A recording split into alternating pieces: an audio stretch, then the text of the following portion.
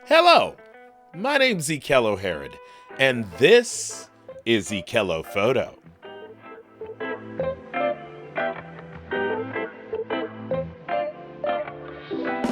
Welcome to the Friday of Ekello Photo. Always on Fridays. That's my Friday motto, to Friday it out all the Friday time.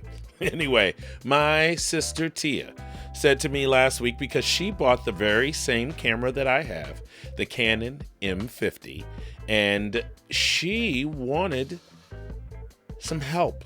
She needs some help with the camera. She says it's too complicated, so I'm here to simplify her life, and in turn, yours too. So, we're going to jump into the tutorial on exactly how to deal with the M50. But before I do that, I wanted to let everybody know that I've secured a interview with the very, very elderly, wonderful owner of the horse farm that's literally right across the street. Here's some obligatory footage of the beautiful horses. And it's going to be a pretty good little documentary. I'm also keying down on a couple other small projects that I hope to bring to you very soon. Anyway, I have a deep love for my sister. She is a powerhouse. I take lots of amazing pictures of her. Here are a few of those pictures. And as you see these pictures, you will see that she is absolutely a powerhouse, beautiful, strong Black woman. And she has always been just like my biggest fan and my biggest advocate, and she always is pushing me and she wants me to do more, just like my wife, wants me to always do more. And I appreciate that about my sister Tia. And I also have another sister named Keisha, and she in turn also is extremely supportive of everything I do. But Tia's always around. She's kind of like here, there, everywhere. She's Tia. Anyway, Ted Lasso joke. Anyway, so what I'm going to do now is, this is directed just for Tia. All right, girl, this is what you need to do. You need to make sure that when you start this tutorial that you have your camera in your hand, okay? So when you look at the camera, I want you to just like flip it around and look at it exactly how I'm showing it to you on the footage that we're about to go through, okay? Okay. All right. Here we go, you ladies and gentlemen. And here is a little tutorial on the Canon M50. Enjoy.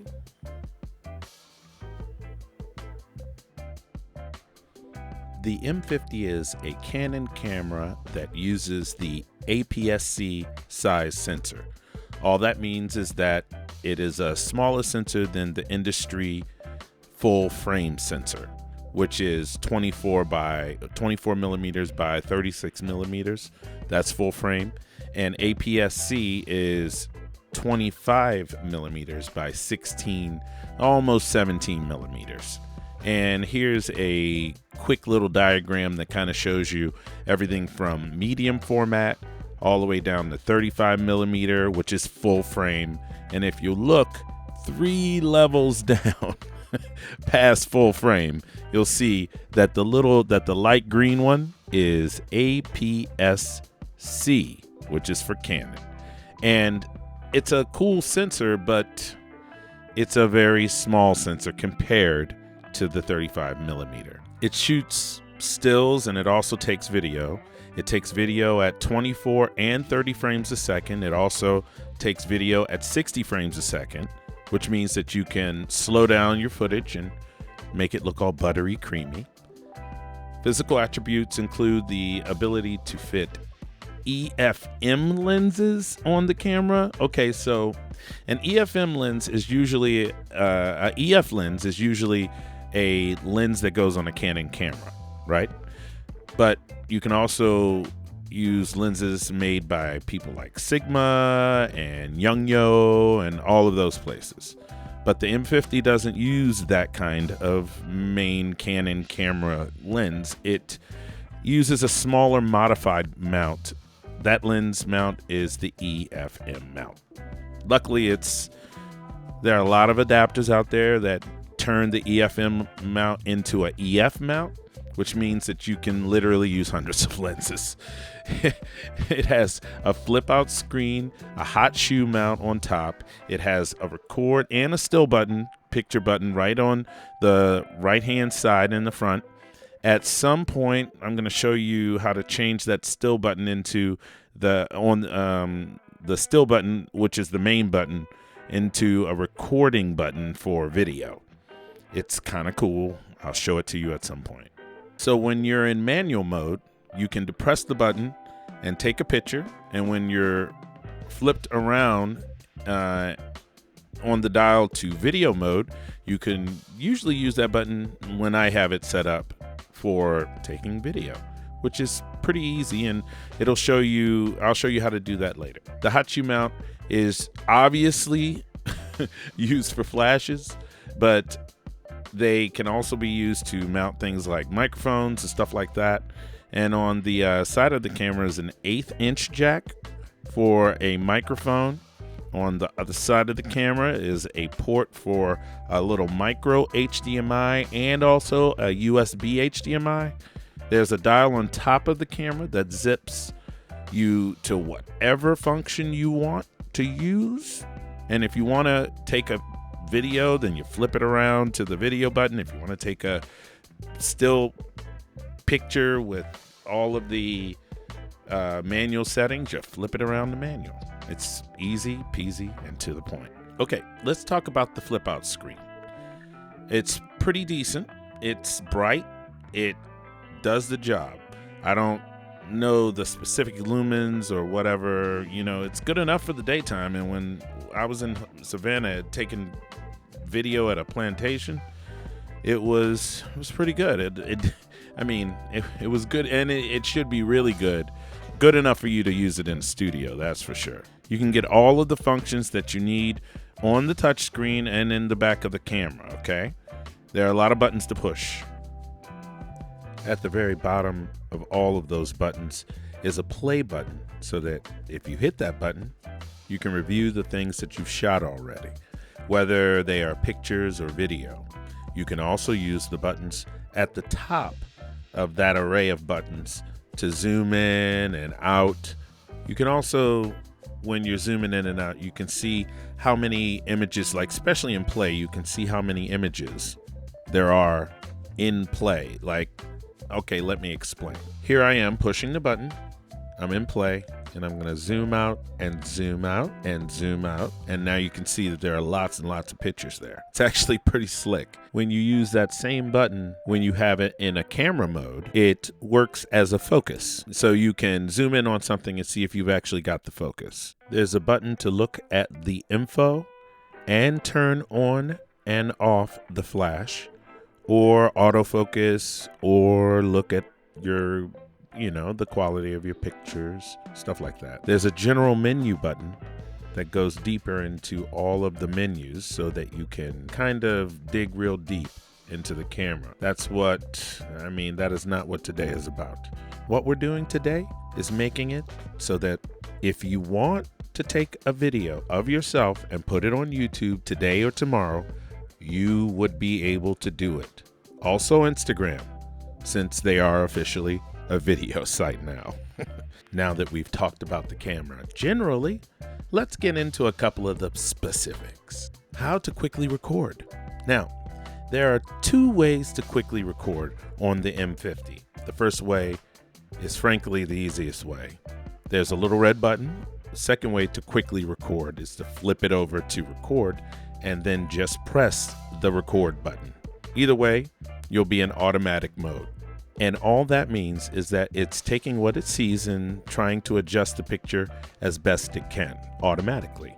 Now, if you're new to all of this and you really don't want to do a lot of fiddling, then you should just probably keep it in automatic mode. But if you want to dial in your settings, then we have to go just a bit deeper. Manual mode. This is the holy grail of the learned cinematographer. I'm not saying that it's unachievable by a beginner, but what I am saying is that it's going to take some understanding of what you're doing in order for you to be able to follow along. So first things first, when you turn on to movie, it gives you two options. The top one is the basic automatic exposure, which automatically controls shutter speed and aperture. This is the mode that you want when you want to get into the video mode quickly. Then there's the bottom little camera, which has an M on it, which means manual mode. And if you click onto that screen, it looks similar to the one that you see when you're in automatic, except it gives you the ability to control every aspect of your exposure on the left-hand side. On the bottom, you'll see that there's a shutter speed, which is important because you directly affect the speed at which the electronic shutter blinks. If it blinks twice as fast as the speed for which you are shooting, then it gives you that nice filmic blur or that Hollywood look. That just means that if you're shooting at 24 frames a second, then your shutter speed should probably be 48, 50 frames a second. But pray tell, you say, how in the world did I get my frames set up? Well, that's a pretty easy explanation. You'll see that there's a little button up in the upper right-hand corner with the letter Q on it. Touch that Q and it will open up the ability to do things like lock in your autofocus or work with your white balance, or even doing something with the neutral settings so that you can shoot with a more flat tone as possible on the M50. And that way it gives you the ability to color grade later if you want, but I wouldn't do that with this camera because you just can't seem to get it flat enough. Leave the settings as they come because you're new. You're new to this, don't futz. So you can mess with all of those settings in the little Q right there. Now, to get back into the main area, you just hit that little back up button up in the upper right hand corner, and if you're starting to see a theme here, then you get it. The back button is your friend. You'll see right next to the shutter button that there's a button for the aperture. Aperture is easy. If you want a blurry background, then you have a low aperture. If you want a not so blurry background, then you have a higher aperture. Now that little square in the lower right hand corner is your ISO. According to Google, it refers to sensitivity, the signal gain of the camera sensor. The ISO setting is one of three elements that control exposure. We've already talked about the first two, aperture and shutter, and that, ladies and gentlemen, is the holy triangle of exposure. Quick little lesson for you right at the end. I hope that you enjoyed this, ladies and gentlemen. Like I said, a quick little lesson. So that's it, ladies and gentlemen. Tia, I hope that you have learned something today. And I hope everybody else that's watching this channel has learned a little something today too. This is a great camera. The Canon M50 is a beautiful APS-C, wonderful little camera that does the job, makes it is great for the vlog, and will get you out of the bog, baby, and make it so that you can make more things quicker with the Canon M50. I hope that you enjoyed this tutorial, and I will see you next week. Oh, I forgot to tell you. I'm going to Halloween, and I'm going to rig up my M50. Do you know why? Because my Blackmagic Pocket Cinema Camera 6K Pro didn't turn on when I tried to use it for this particular tutorial. It is sent back to the manufacturer, and I should either be getting my camera back, fixed, or a new camera. Oh, I hope it's not a new camera because it may take a few weeks. But anyway, the Canon M50 is coming with me, my wife, and our good friend Melina to Leavenworth, Kansas, where I'm going to take a lot of footage there. Now, remember, the first thing I really cinema out was the Canon M50. So I'm going to reacquaint myself just like I helped you get acquainted with it. And it's going to be a lot of fun. I'm going to have a lot of fun with my M50 because, my goodness, I think I have to love the camera that I'm with. And that camera's the Canon M50.